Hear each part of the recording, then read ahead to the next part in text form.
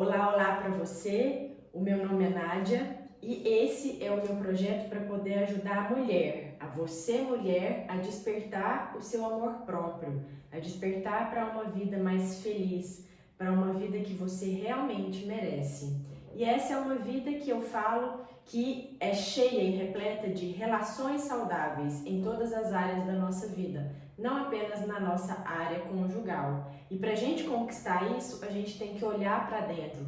Só com esse movimento interno e um trabalho interior que a gente realmente consegue transbordar um amor genuíno e verdadeiro. E é só com esse amor que a gente realmente conquista relações saudáveis na nossa vida, especialmente com quem a gente ama. Hoje eu trouxe justamente o tema para a gente aprofundar e você começar a distinguir, diferenciar se você está realmente em uma relação saudável, se você está realmente apaixonada ou se você está vinculada, apegada, se você está com alguém na sua área amorosa, justamente através de traumas interiores que fazem você se vincular e se apegar a essa outra pessoa. Então, eu chamo isso e eu estou trazendo isso através de uma adaptação e tradução de um vídeo explicativo da doutora Nicole Lepera, que ela é uma psicóloga americana e ela trabalha justamente a nossa cura interior através da terapia holística, que ela tem um canal, inclusive no Instagram e no YouTube, que chama The Holistic Therapy. Então, fique à vontade para poder buscar o vídeo original, que eu também vou colocar aqui embaixo um link para você, se você quiser acessar. Então aqui a gente vai começar a falar sobre essa união traumática que pode ser que você esteja vivenciando na sua vida hoje. E essa união traumática, ela é enraizada, ela é embasada nos nossos vícios emocionais. E o que eu quero dizer quando eu falo vício emocional? Muitas vezes as pessoas elas interpretam o vício emocional como buscar, como se distrair, como perseguir por algo que te faça se sentir bem. Mas quando a doutora Nicole traz o vício emocional, ela quer dizer o quê? Justamente as nossas sensações, os nossos neurotransmissores e a nossa química corporal que nós aprendemos e desenvolvemos ao longo da nossa vida e que se tornaram constantes e que se tornaram comum para nós. E nós buscamos por essas emoções, por essas sensações. E não é que elas sejam necessariamente positivas e gostosas. Muitas vezes a gente realmente lida com esse vício emocional buscando por algo que seja sensações negativas. Então a gente começa a entrar aqui justamente quando temos uma união traumática na nossa vida e a gente se apega, a gente se vincula, a gente se une a essa outra pessoa através dos nossos vícios emocionais e no caso a gente começando com sensações de rejeição e de entusiasmo. Então muitas vezes a gente tá ali com aquela pessoa, mas a gente muitas vezes se sente rejeitada, a gente se sente abandonada, o que nos faz sentir ainda mais familiarizadas, porque é algo que a gente traz. E aí então a gente entra nessa dinâmica de puxa-empurra, ou seja, é muito comum que nos relacionamentos, principalmente nos amorosos, a gente entra em contato em um vínculo emocional com alguém em que essa relação, uma parte ela está sempre buscando, está sempre realmente querendo a sua atenção ou vice-versa, e a outra parte ela está sempre se afastando, evitando. Então essa é uma dinâmica que a gente fala que é o push-pull no inglês, que a gente fala que a gente está empurrando ou a gente está puxando. E o vai e vem, é aquele relacionamento ioiô, em que uma hora eu quero, a outra hora eu não quero. Então você está sempre confusa e a outra parte também. E a gente vivencia nessas uniões traumáticas muito comportamento perigoso, muito comportamento impulsivo, muitas vezes sendo impulsiva e sendo muito imediatista, agindo muito na emergência, na urgência, para resolver as coisas. Então, muitas vezes você explode, muitas vezes você toma atitudes que são muito impensadas. Isso faz parte dessa união traumática. Além disso, uma das características, né, que a gente traz dentro desse vício emocional é justamente a codependência, ou seja, não existe nenhum limite ou pouco limite nesse relacionamento. E quando eu quero dizer isso, é que você não consegue se diferenciar na relação quando o outro é o outro e você é você. Então existe uma dinâmica ali muito confusa de sensações muito dispersas em que você não consegue colocar limites não apenas físico, mas também emocional. E nós conseguimos entender que nesse processo de codependência emocional, nesse vínculo traumático, ele tem o quê? A pessoa, o indivíduo, ele tem uma falta de profundidade emocional, ou seja, existe um vazio emocional em que ela não se sente à vontade em poder ser ela mesma e demonstrar-se autêntica e ser uma pessoa inteira nesse relacionamento, ou seja, está sempre vivendo no medo constante de contar as suas opiniões, de falar o que é que realmente está sempre escondendo e afugentando as próprias sensações e emoções com medo de explanar, com medo de contar o que é que está acontecendo, com medo da reação do outro. Então, isso está dentro dessa união traumática.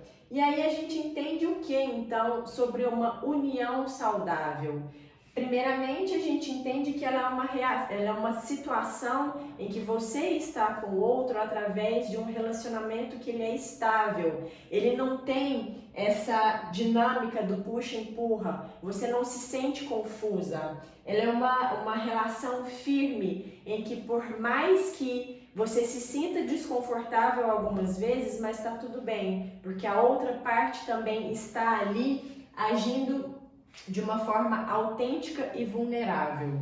Nesses relacionamentos de união saudável, a gente caminha o relacionamento, ele não é como uma montanha russa, que é o que é aqui nesse vício emocional, nessa união traumática. Então, essa união traumática faz com que a gente sinta muitos altos e muitos baixos, enquanto que aqui na união saudável, ela é um relacionamento equilibrado. Tudo bem que existem os desafios da vida, porém eles não são nem nos picos extremos, entendeu? Nem numa depressão e nem numa excentricidade lá no pico, tá? Então existe aí um caminhar de uma forma lenta, saudável, em que ambos, cada um, vai aprendendo um com o outro a pisar no terreno do relacionamento de casal. Então, ela não é uma confusão. Você se sente segura, você sente que está ok, se sentir mal, se sentir desconfortável. A relação ela é estável e ela é duradoura no sentido de que aos pouquinhos vocês vão aprendendo um com o outro. E aqui existe uma profundidade com o tempo, justamente nisso, né? Através do tempo, a gente vai realmente se aprofundando e entendendo quem é o outro, porque nós permitimos sermos vulneráveis, nós permitimos a nossa autenticidade.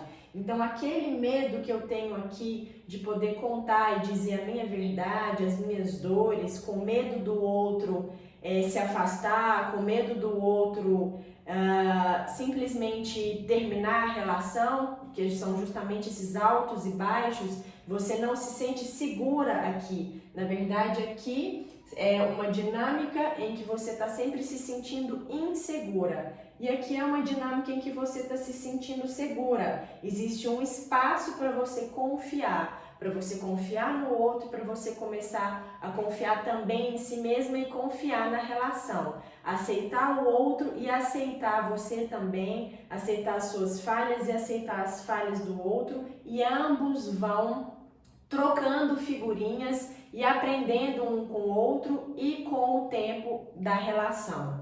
E aqui existem sim os limites, a interdependência, ou seja, quando eu estou em um relacionamento, e aí aqui quando a gente fala de relacionamento, eu estou trazendo essa união de casal, porém, sempre quando a gente começa a identificar esse padrão repetitivo dentro das nossas relações conjugais e amorosas, ela também se repete em todas as outras relações, ou seja, em todas as outras áreas da vida. Então aqui, numa união estável, eu tenho os meus limites, ou seja, eu sei até onde eu posso ir, e quando eu falo isso não é apenas fisicamente. Quando eu falo isso de colocar limites e ter uma interdependência, é eu saber o meu limite emocional, até onde eu posso ir, e eu sou uma pessoa, o outro é uma outra pessoa, e é claro que na vida social existe aí uma área em comum em que as duas pessoas vão se encontrar através dos valores, dos princípios,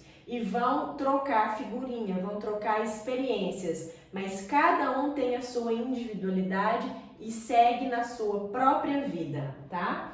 E aí, por que então que a gente está aprendendo isso, né? Existe aí uma união, ou seja, nós aprendemos a nossa união, o nosso vínculo emocional com os nossos cuidadores, com os nossos parentes, com os nossos pais que nos educaram e que nós aprendemos com eles. E quando nós somos crianças, nós estamos ali atentos, nós somos crianças muito atentas e a gente aprende como que as pessoas, como que os adultos se relacionam, como que eles conversam, como que eles agem. Então é muito comum, é justamente isso que acontece, que o tipo de relacionamento que os adultos têm na nossa infância, tiveram na nossa infância, é justamente o que nós aprendemos a conviver, é o que nós aprendemos a ser ao longo da nossa vida nos nossos relacionamentos. E justamente quando nós temos, por exemplo, muita ansiedade, muita confusão e muito caos dentro do nosso núcleo familiar, na nossa infância a gente aprende isso e traz isso para a nossa vida adulta. Então é por isso que a gente acaba revivendo, vivenciando, trazendo, reencenando na nossa vida adulta, nas nossas relações da nossa fase adulta, a mesma coisa que a gente aprendeu na nossa infância. Então a gente vive os nossos ciclos repetitivos que a gente traz dos nossos pais e da nossa família, do nosso núcleo familiar. Então quando a gente acaba reencenando o que nós aprendemos, a doutora Nicole, ela trouxe nesse vídeo os três maiores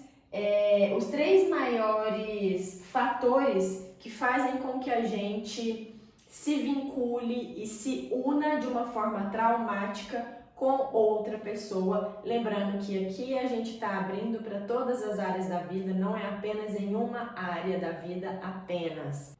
Esses são os três maiores fatores que a doutora Nicole traz pra gente nesse vídeo que eu estou traduzindo.